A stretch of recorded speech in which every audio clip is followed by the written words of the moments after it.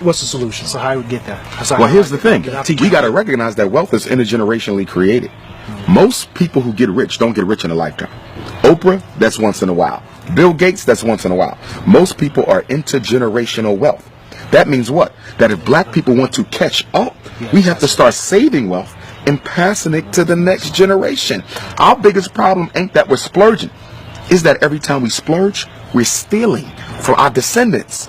You're giving them no inheritance to get started with.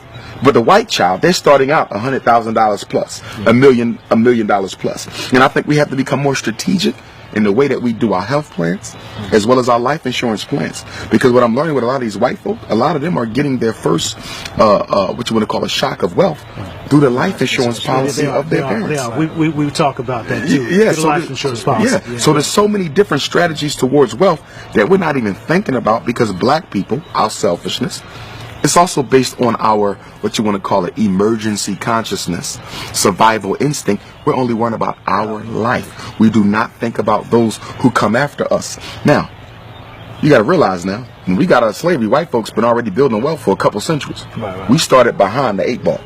Okay? So you got to play catch up. How do you catch up with somebody who's 100 yards in front of you? You have to run faster than they are. That means we have to sacrifice our spending habits more than everyone else in order to catch up. How does a people who are at the bottom waste money more than people who are at the top? So not only are you not catching up, you're not even thinking about trying to catch up. This is good.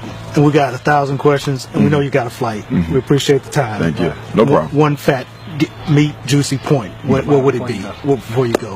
I would say that we have to build our own schools. Everything we're talking about, the only way it becomes normalized, the only way it becomes a part of the collective black consciousness is if the children are raised with it as a group. Remember, all progress is group work. It's teamwork.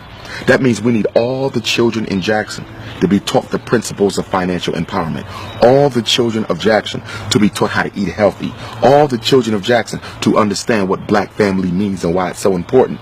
Until then, it's just a specialty. As we spoke earlier, diet being a specialty, wealth is a specialty. Think about it. If you're black and you're in the know about money and the laws of finance, you are a specialty. You are an eccentricity. You are an oddity. That's a problem. Because for white people, gaining wealth is a regular part of their everyday conversation. Even poor white people are regularly talking about wealth. Black people don't discuss wealth at all. We have to move it from the marginalized status it has and make it a mainstream topic of conversation. Is there an answer? I know you can't just drop a 2-second answer. No. Here's what I would say with the unity. Again, unity has to be incorporated into the collective consciousness, which means children have to be socialized to unite with one another. Remember, our kids are socialized to disunite. As a principal, right? I've had first graders, 6 and 7, talking about how black your skin is, how cheap your clothes is, how nappy your hair. You're 6. This your first year in school. How do you know all this? The parents. We are teaching our kids to be Negroes. So the only way you're going to undo that is to teach them to be Africans, which is why I want my school to be residential.